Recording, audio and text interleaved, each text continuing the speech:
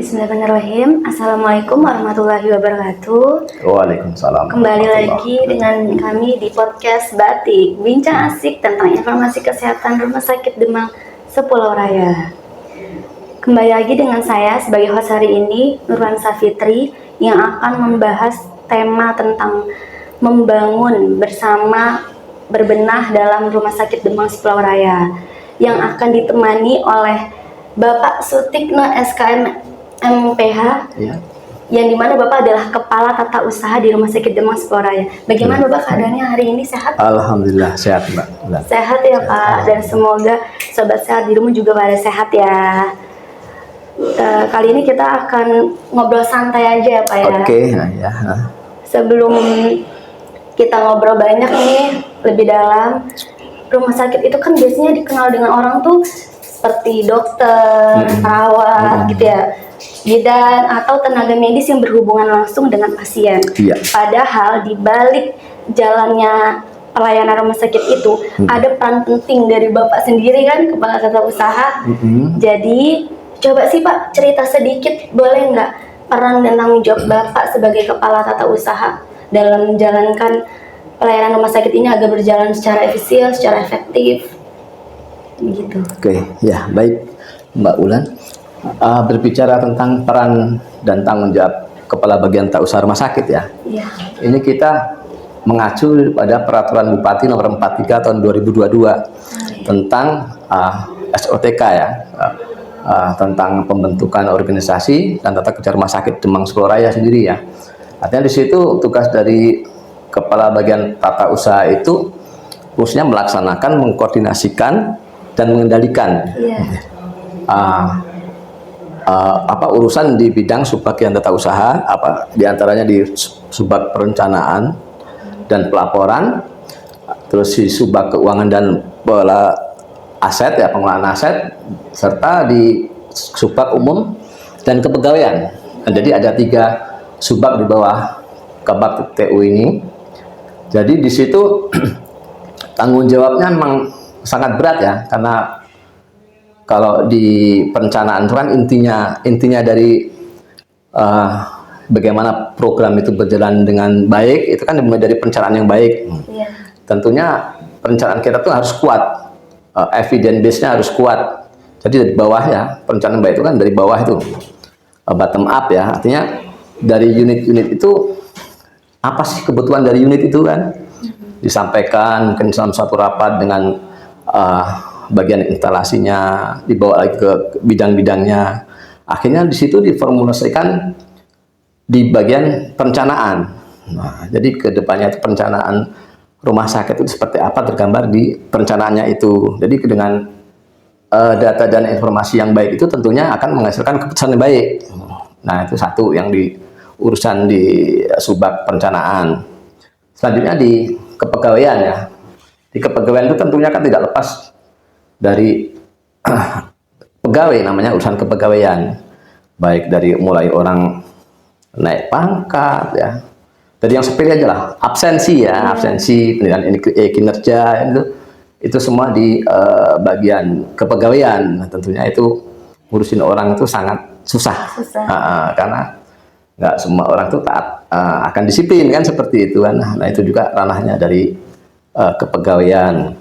Belum lagi di bagian umumnya. Di bagian umum itu tentunya secara ini makro mengurusi rumah tangganya rumah sakit ya.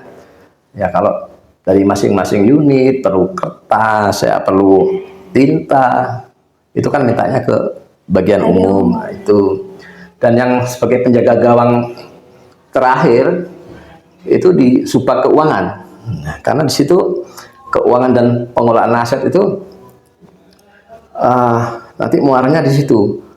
Semua kegiatan yang udah kita laksanakan itu ada laporan pertanggungjawabannya.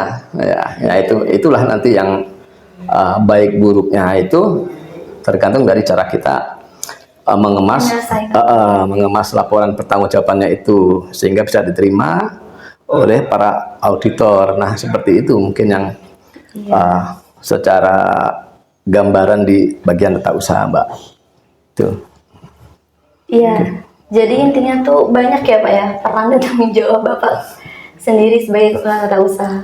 Ya, itu tak ya, tapi kan karena kita kan ada dukungan dari bidang-bidang di apa di rumah sakit ini, tentunya itu kalau kita sinergi ya nggak terasa berat sih sebenarnya Mbak, itu aja. Iya. Dan sekarang ini kan udah masuk dalam era digitalisasi ya Pak ya. Iya betul. Nah, untuk Rumah Sakit Demang Sepulaurai sendiri udah melakukan pembaharuan belum Pak dalam sistem digital dalam pelayanannya di rumah sakit ini? Oke. Ya kalau sekarang ini nggak bisa dipungkiri kita ini memang masuk ke era digitalisasi. Iya. Nah itu kan sesuatu yang nggak bisa dibendung gitu kan. Tantangan yang harus memang kita jemput, ya, kita sambut dan seperti itu. Alhamdulillah rumah sakit kita kan ikut menyesuaikan dengan keadaan ini. Ya kita contohkan aja, sekarang mau mendaftar dulu nih, kita mau berobat untuk jadwal besok atau lusa, kita kan bisa melalui WhatsApp kan. Nah, di call center kita udah bisa itu, udah bisa mungkin dengan mobil CKN ya, seperti itu udah bisa. Nah itu kan salah satu bagaimana rumah sakit itu bisa beradaptasi dengan di era sekarang. Di era digitalisasi ini. Nah itu juga kan sebenarnya masyarakat kita sekarang ini kan udah ya memang udah mulai ini kan terhadap apa ini digitalisasi ini udah populer kan. Apa semua udah megang gadget segala macam. Nah ini kan akhirnya kan pemerintah juga menampung aspirasi masyarakat ini dengan adanya transformasi digital kan di bidang pelayanan kesehatan. Itu kan akhirnya kan kementerian itu ada keputusan menteri tentang rekam medis kalau nggak salah nomor 24 tahun 2022 itu kan. Jadi mewajibkan seluruh fasilitas pelayanan kesehatan itu di akhir Desember 2022 itu 2023 ya, di akhir Desember 2023 itu semua harus melaksanakan rekam medik ya, rekam medik secara elektronik. Nah itu artinya pemerintah pun menyambut aspirasi masyarakat ya dengan membuat biar transparan lah ya, semua itu bisa gampang diakses kan seperti itu. Begitu juga di rumah sakit kita ini untuk dalam rangka kita dengan terbitnya SK keputusan menteri itu kan harus berbenah juga ini. Ya berbenah. Rekam medis kita kan walaupun belum pure kita ERM ya, masih ada beberapa yang pakai formulir belangko-belangko itu ya. Tapi setidaknya itu kan mengurangi itu ya.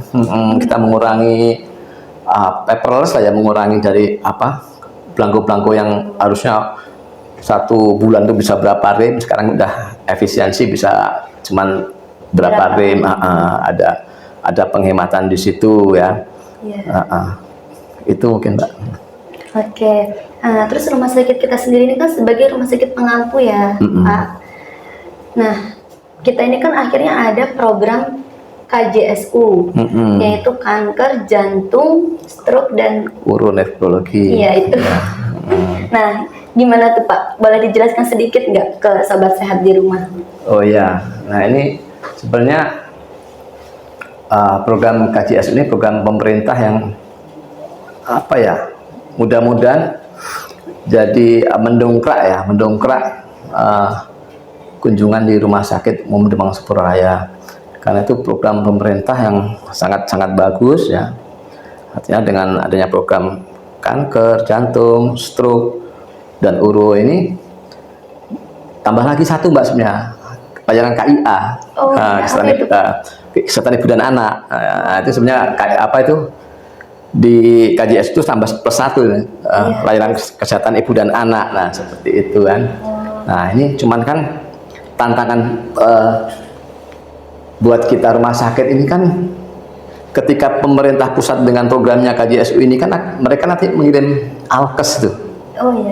Alkesnya cukup bagus lah, cukup ini canggih ya. Dan kita kan dituntut untuk mempersiapkan SDM sama sarpasnya. Nah itu yang uh, apa ya, membuat kita juga ya tantangan buat kita ya. Nah itu sebagai contoh untuk layanan kanker. Nah, sampai saat ini kita mau nyari dokter spesialis onkologi aja belum dapat. Nah itu kan belum dapat ya. Artinya kan memang tidak gampang mewujudkan program ini. Nah, kalau untuk layanan jantung ya, jantung alhamdulillah sudah ada ya. Dokter kita kan dokter jantung. Ya. Itu juga sudah fellowship di Cina ya, untuk ini perawatnya juga udah diberangkatkan pelatihan. Jadi nanti pelatihan studi ya Pak. Iya, dan kita ya nanti kan dapat juga itu alat kepet dari Kemenkes itu. Itu untuk jantung ya. Nah untuk stroke ini, layanan stroke kita ada 2 orang ya, dokter saraf ya, dokter Wulan sama yang baru ya, dokter Apriyono. Nah itu diharapkan nanti juga mampu mendukung ini program ini ya Pak. Ini terus uro ini susah juga ternyata. Susah juga. Karena belum dapat dokter belum dapat sampai saat ini belum dapat ya. Nah itu padahal kita juga alatnya udah punya kita. Padahal sebenarnya udah siap ya Pak. Secara alat udah punya, tinggal datengin itu dokternya aja.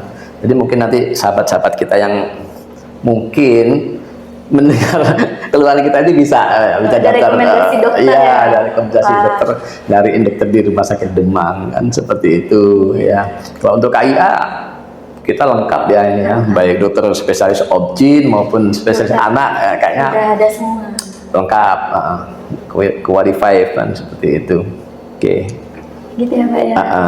Oke, terus sesuai dengan tema kita hari ini ya Pak ya, dalam berbenah bersama membangun RSUD Demang Sepolaraya ini, apa nih Pak layanan yang sedang Bapak realisasikan di tahun 2025 ini dan di tahun yang akan datang? Oke ya, berbicara Demang berbenah ya, terkait dengan layanan, tahun ini kita ada membangun gedung cath lab. Apa tuh Pak? Boleh dijelaskan? Itu untuk layanan gangguan jantung ya Mbak ya, itu ya. Itu nanti di situ dilengkapi dengan tidak hanya gedung cath lab-nya saja, tapi ada ICCU ya, Intensive Cardiology Care Unit. Nah itu kan artinya ICU-nya jantung kan situ kan.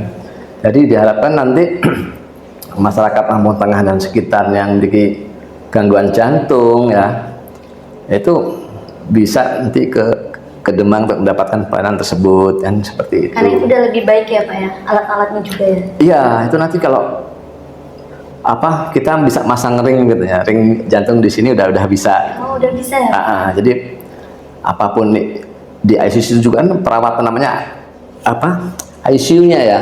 Jadi itu kan pasti mendapatkan perawatan intensif ya, baik dengan tenaga yang berkompetensi di situ kan, seperti itu.